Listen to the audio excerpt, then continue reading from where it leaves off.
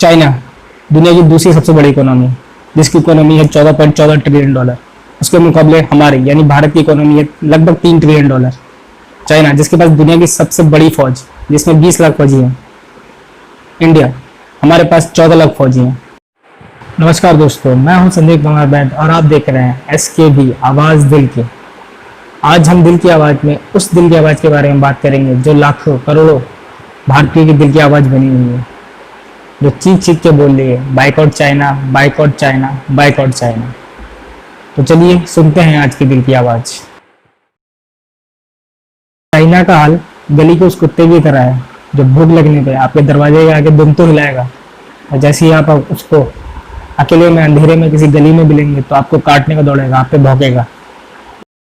हाल ही के दिनों में भारत चीन सीमा पर चीन की सेना भारत की ओर काफी अंदर तक घुस आई है। ये इसने पहली बार नहीं किया है।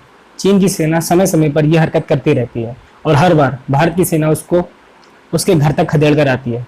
भारत की सेना सक्षम है हर ईंट के जवाब को पत्थर से देने के लिए।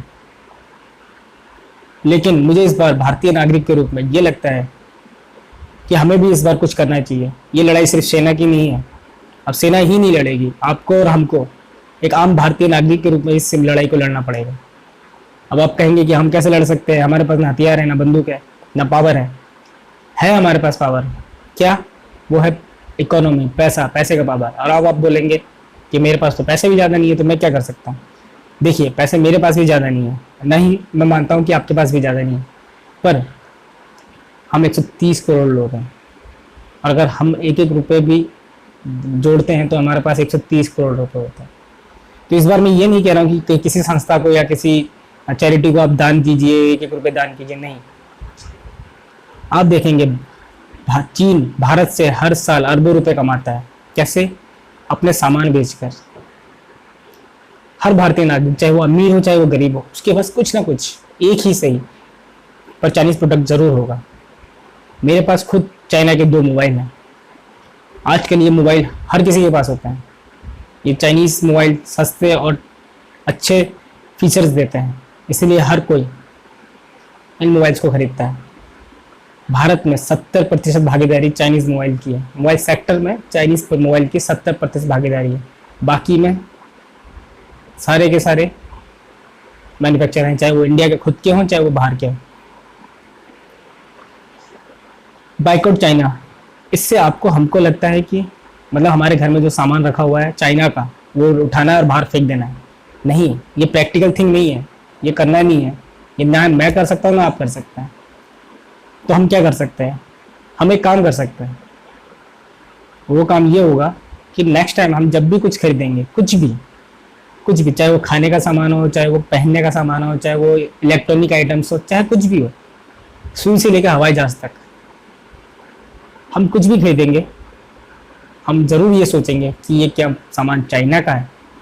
अगर हम उस चाइना सामान के बदले इन मार्केट में कोई दूसरा सामान है जो हमारी उस ज़रूरत को पूरा कर सकता है, अगर सिर्फ चाइनीज़ प्रोडक्ट ही है तो हमें चाइनीज़ प्रोडक्ट ही लेना पड़ेगा। इसका कोई वो नहीं है, ऑप्शन नहीं है हमारे पास, अल्टरनेटिव नहीं है। लेकिन अगर हमारे पास अल्टरनेटिव है तो हमें सोचना पड़ेगा कि हम इस चाइनीज़ प्रोडक्ट को लें कि इस अल्टरनेटिव को लें।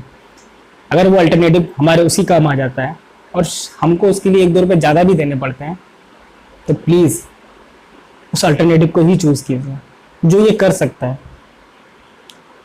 जो वो गरीब आदमी है, जिसके पास वो पैसे नहीं है, वो नहीं कर सकता है, उसकी बात नहीं कर रहा हूँ, पर जो कर सकते हैं वो कीजिए। इससे क्या होगा? इससे सिर्फ सेना नहीं, फिर हम भी लड़ेंगे और चाइना को पता चलेगा उसकी असली औकात क्या है। जब उसको हर साल लाखों नहीं अरबों रुपए का नुकसान होगा, तो समझ में आएगा कि किससे दोस्ती करनी है और किससे दुश्मनी करनी है। मैं आपको छोटा सा उदाहरण देता हूँ। मान के चलिए आपके घर में 10 प्रोडक्ट है जो चाइनीज हैं। अब मैं ये तो नहीं कि हम सारे प्रोडक्ट उठाए और बाहर फेंक दिए 10 के 10, नहीं। हम क्या करेंगे, अगली बार जब भी कोई प्रोडक्ट खरीदेंगे तो हम वो इंश्योर करेंगे कि वो चाइनीज ना हो। ऐसे क्या होगा, आने वाले कुछ सालों में, महीनों में, सालों में वो 10 से 8 होंगे, घट के 8 से फिर 5 होंगे, फिर धीरे धीरे घटते जाएंगे और एक ऐसा समय आएगा जब वो 0 हो जाएंगे। अभी हम चाइनीज प्रोडक्ट खरीदते हैं, इसीलिए चाइना के प्रोडक्ट की मांग है। इंडियन प्रोडक्ट इसलिए नहीं आ पाते क्योंकि उनकी मांग नहीं है।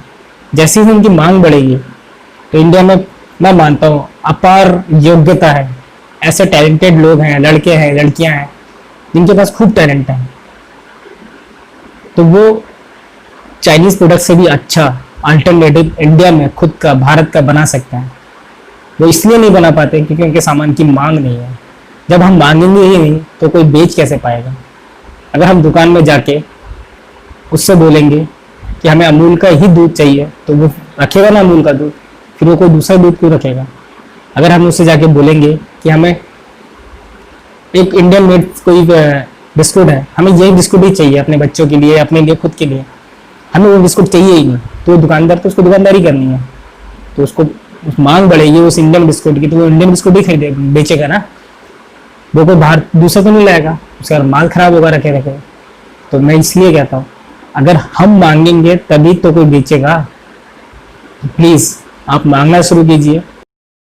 इस वीडियो को पूरा देखने के लिए आप सभी का धन्यवाद। आशा करता हूँ आप सभी को मैं यह वीडियो पसंद आया होगा और जो मैं कहना चाहता हूँ वो आपको समझ में आया होगा। अगर यह वीडियो आपको पसंद आया है तो लाइक कीजिए और अगर आप इस चैनल पर नए हैं तो सब्सक्राइब कीजिए। इससे मुझे आपको इस तरह का और वीडियो बना के दिखाने का मौका मिलेगा, प्रोत्साहन मिलेगा। धन्यवाद। जय हिंद, जय भारत।